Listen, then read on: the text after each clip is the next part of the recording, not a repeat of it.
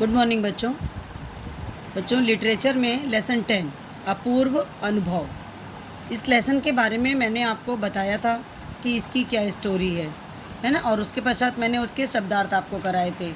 तो बच्चों आपको बता दें एक बार फिर से हम आपको कि ये तोतो चान विश्व साहित्य की एक अमूल्य निधि है और ये बच्चों जापानी भाषा में लिखी गई है। इसका अनुवाद विश्व की कई भाषाओं में हो चुका है। ये एक ऐसी अद्भुत पाठशाला के बारे में बच्चों इसमें है कि इसमें पढ़ने वाले बच्चों की ये कहानी है जिनके लिए रेल के जो डिब्बे होते थे वो कक्षाएं होती थी, गहरी जड़ों वाले जो पेड़ होते थे बच्चों वो पाठशाला का गेट होते थे, शाखा जो होती थी बच्चों के खेलने के कोने होते थे। तो बच्चों इस अनोखे स्कूल के संस्थापक थे श्री कोबायाशी। लेखिका थी बच्चों, स्वयं इस स्कूल की छात्रा थी जिन्होंने इस कहानी इस स्टोरी को लिखा है आपके लिए।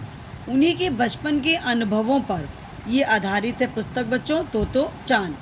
इस पुस्तक का ये अंश है अपूर्व अनुभव जो आपकी पुस्तक में दिया गया है। ठीक है, ये तो था बच्चों तोतो चान और यासुकी चान के बारे में कि ये आपको ये स्टोरी कहाँ से ली गई है और इसमें बिल्कुल जीवन की किस तरह की सच्चाई के बारे में बताया गया है। आज हम लोग बच्चों उसके प्रश्नोत्तर को करेंगे।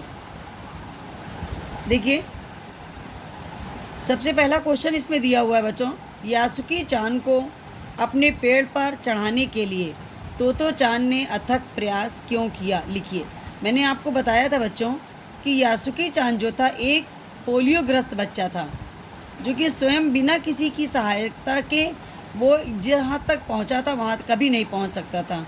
तोतो चान ने बच्चों उसके लिए बहुत अथक प्रयास किया था और उसे उसकी मंजिल अर्थात उस पेड़ के ऊपर तक पहुँचाया था।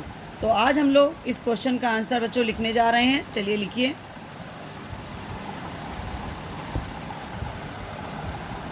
यासुकी चान एक पोलियोग्रस्त बच्चा था किंतु तोतो चान यह चाहती थी कि यासुकी चान भी अन्य बच्चों की तरह पेड़ पर चढ़ने में हिस्सा ले और सभी की तरह प्रसन्नता का अनुभव करे।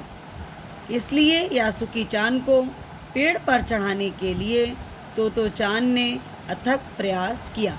बच्चों अथक प्रयास का मतलब हुआ कि बहुत लगातार निरंतर कोशिश की, प्रयास किया, हर तरह से उसने उसको किसी भी तरह से कोशिश करके पेड़ पर अंत में चढ़ा ही दिया था।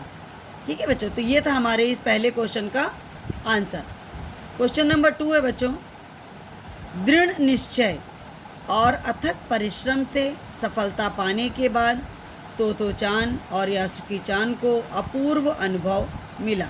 अर्थात बच्चों इस परिश्रम के बाद जो उनको खुशी मिली, जो उनको अनुभव मिला, उसके बारे में इन दोनों के अपूर्व अनुभव कुछ अलग अलग थे। अलग अलग तो इसलिए थे बच्चों कि एक ने उस मंजिल को पाया था और एक ने उसको उस मंजिल तक पहुंचाया था। तो इसलिए बच्चों दोनों के अनुभव जो थे वो अलग अलग थे। दोनों में क्या अंतर था ये आपको आंसर में बच्चों यही बताना है कि इन दोनों के अनुभव में क्या अंतर था। तो देखिए आंसर है दृढ़ निश्चय और अथक परिश्रम से यासुकी चान और तोतो चान सफल हुए। यासुकी चान को खुशी थी कि उसने भी पेड़ पर चढ़कर दुनिया को निहारा। उसके लिए यह अपूर्व अनुभव प्रसन्नतादायक था।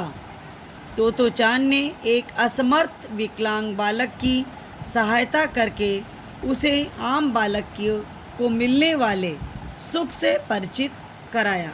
तोतो चान को खुशी थी कि उसे यासुकी चान की इच्छा पूरी करने में अपूर्व अनुभव मिला है।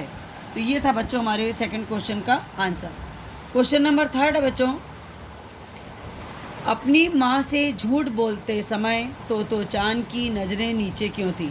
मैंने आपको बताया था पढ़ाते समय कि जब भी बच्चों हम कभी किसी से झूठ बोलते हैं तो हम डायरेक्ट उससे निगाह मिला के बात नहीं कर पाते हैं क्योंकि हमारे अंदर से एक आत्मग्लानि का हमको अनुभव होता है।